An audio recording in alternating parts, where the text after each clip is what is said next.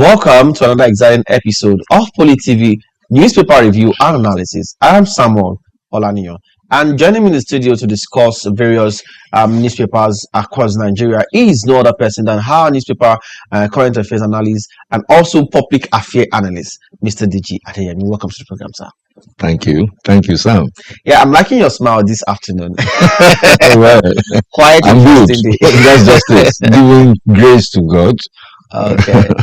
All right. I was hearing the other time where someone spoke about you being a consensus candidate. I don't know if you Consensus. or are you one of them? That's a long shot. A long shot. All right. So let's get started today. We have quite a number of newspaper with us this afternoon. We have the Nigerian Tribune, we have the Punch, we have the Vanguard.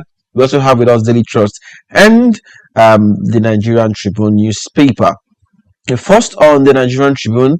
The front page of the Nigerian Tribune is quite a very, very uninteresting, a sad story that says, "We are your school abduction. We won't bow to terror." That's coming from Governor Sheyi Makinde. Confirms 7 teachers, 25 students abducted in 2 schools. Also, say surveillance aircraft already in Lagos undergoing final assembly. Coordinating centers established at police headquarters for updates on rescue efforts. Kidnapped teacher beheaded. Protest rock Odomosho. Students shun schools. Tinubu assures on rescue of kidnapped victims. Can Benga Ashim condemn abductions, demand urgent action. This is quite a very, very sad story because it's very close to us here in Oyo State, and it happened just yesterday. I don't know. Is there any mix of politics with this happening, or is this just the to project the state of insecurity in our nation? Oh wow! Today, this afternoon, I am very, very sad. In fact, the news yesterday of the beheading of that teacher really got me down so low. You see, we are in a very serious situation, and the recent kidnap and murder in Oyo State is something that really is very saddening, and of course, even the killing. I was browsing yesterday and I saw the story somewhere. In fact, I couldn't watch it. I just pushed ahead, and that is where we have found ourselves now. It is so saddening that this insecurity issue, I think we have to, pull our stops and face it at all fronts. This last one, the Oyo State incident, was so bad that we have 4-year-olds, 6-year-olds abducted by the bandits. And what does that tell us? Is nation that cannot secure the lives and property of its citizens could be likened to a failed nation. Nobody is safe now. That is, it's so sad. The trauma that those small ones would carry for life. Some of them will not even want to go to school again. At 5, 6, 7, 8, 9, 10, even, and all such things. They now look the school premises as a dangerous place. And what do we do? That's why I said we have to pull our stops and face insecurity. The federal government, the state, the traditional authority, everybody. Because nobody knows what will happen now. We are all bothered by the forests. Even the cities are bothered by the forest. Tell me where. Even places like Lagos, they are, I mean, the creeks are there. These guys are just, they are psychopaths. People who do not, they said they will kill, and they killed, and they showed us the picture, sent it, it's gone viral. And the way these things will affect the image of Nigeria, we are talking about the World Wide Web. It's all over the place now, Yeah. especially the one they did yesterday. So what anybody can say is that the government have to do much better than what we are witnessing. Um, and maybe it's time to fast track the state police issue so that people can be inclusive in monitoring their environment. Where we have state police and we have Amotekun working with the state police, presently with the Nigeria Police Force, directives are from Abuja, and there might be network. Yeah. that directives coming from Abuja. So all these things, it's so sad, but let's just pray that in fact we need divine intervention, as it were. Things are happening, and it's so sad. All right, things are happening. We need divine intervention. That's coming from Mr. Deji Adeyemi. And that takes us to the wall of the Guardian newspaper. On the front page of the Guardian is a story that says Obi Atiku fought Tinubu's borrowing habit. Obi Atiku fought Tinubu's borrowing habit.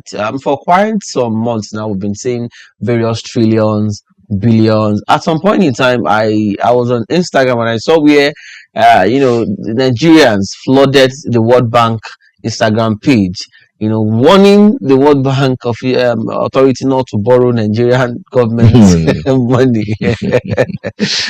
So I think at what point do you think it's becoming so habitual in terms of we cannot generate revenues to run basic things for our people here in Nigeria. We need to borrow from these foreign powers, from these. At what point does it threaten our sovereignty as a nation? Of course, it puts us in a situation whereby we are almost like now forever indebted. If you know the kind of debts being owed by Nigeria to all these multilateral agencies. But what do we do? It's a situation whereby people, we keep going about it. What I mean by that is just the fact that where do we get money for development, infrastructures, industrial, and all the rest of it? So if we don't have the money now and we intend to move forward, then we have to borrow. I am not a fan of borrowing money for development. We have to generate our own money. But as things remain, what I think is that if we borrow, let us just apply the money productively, positively, such that in years to come, the generations coming behind us can say that, okay, they borrowed. And this is what they have used it in doing. And not that, okay, what is, oh my. Probably for election. There's that fear about borrowing and then giving out the money to politicians, for campaign funds. That's another fear of, I don't think they will do that. Well, the fact remains that if you know who we are, some monies will drop by the way. Some raindrops. Yes, but in the meantime, we'll just plead with them to use a larger percentage of it to improve the lives of the people and let us live a life that is worthwhile. All right, thank you for that insight on that story. And that takes us to the world of the Vanguard newspaper. On the front page of the Vanguard, in the political scene, it's quite a very stormy era for some politicians. Okowa Abiodun Uzodinma win. Ned Nwoko Goje others lose. Pardon me. Barau Bello Oshiomhole Kalu others clinch return tickets, while Jack Rich, Banigo, Danagogo 41 others disqualified. Also, drama consensus protest trail exercises. In Ogun State, let's come down to our state here in Ogun State. Okay.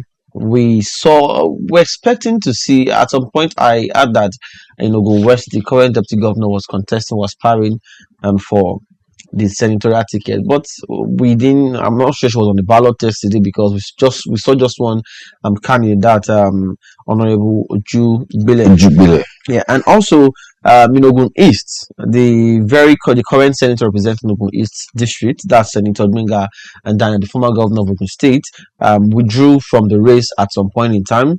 We don't know, he's probably withdrawing to support or withdrawing. We don't know that for now. And also in Ogun Central, same happened to the former governor, Governor Ibikunle Amosun. What exactly do you think threats does this pose for the unity they are currently experiencing and the chances of Ogun State of Yewa emerging governor in 2027?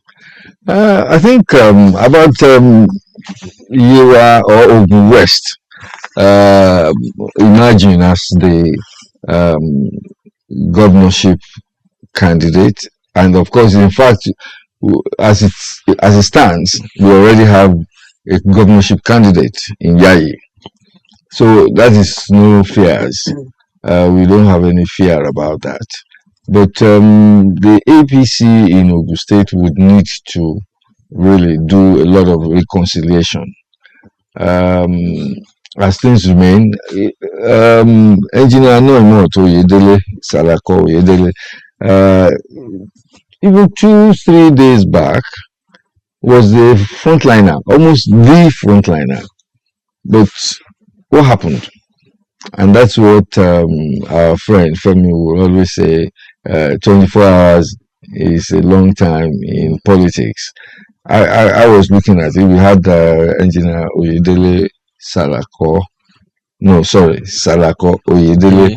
We had Honorable Lai Taiwo. We had Ojugbele. Ojugbele could be described as the dark horse, even though he had been a former legislator. But of course, so these things go like that, and I don't know. Maybe at the end of the day, they will sit as a family and sort this out. OGD was said to have met with the president on Sunday, and he actually issued a statement saying that he will be withdrawing. When he withdraws, I think he should support, but that he has not said. Exactly. He left that hanging, and of course, you know, it's a mix of drama, anxiety, upsets in the past APC primary elections, that the two that they have done, and even across the nation.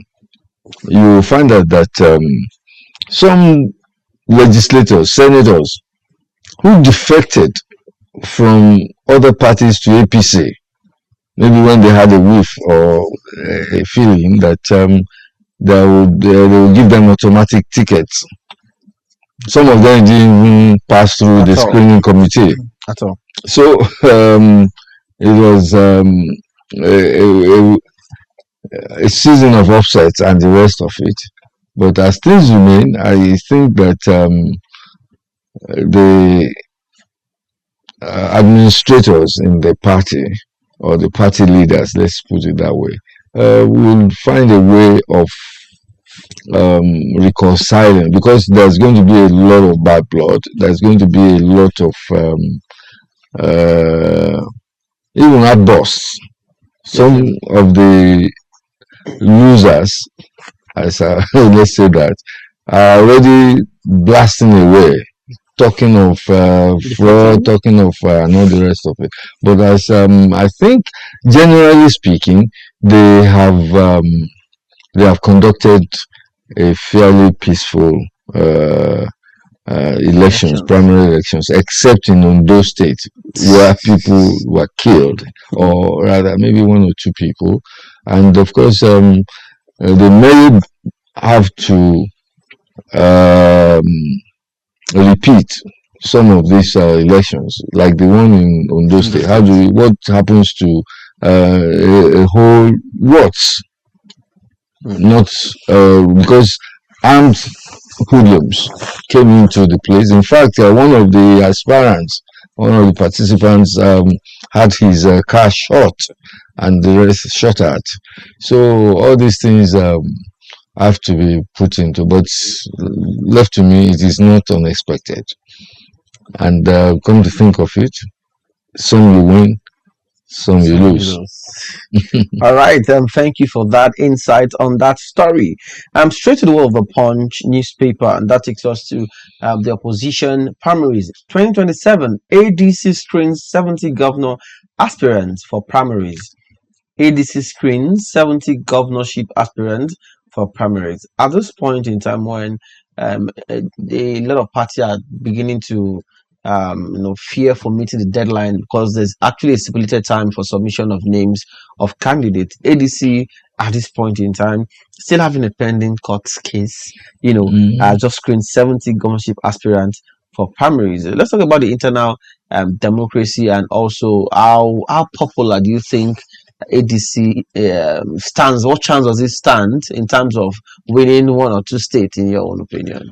Well, I think the situation remains that in the forthcoming elections between APC and ADC, we will see the manifestation of popularity in some of the candidates as it will turn out then. But generally speaking, ADC is trailing behind in preparations to APC.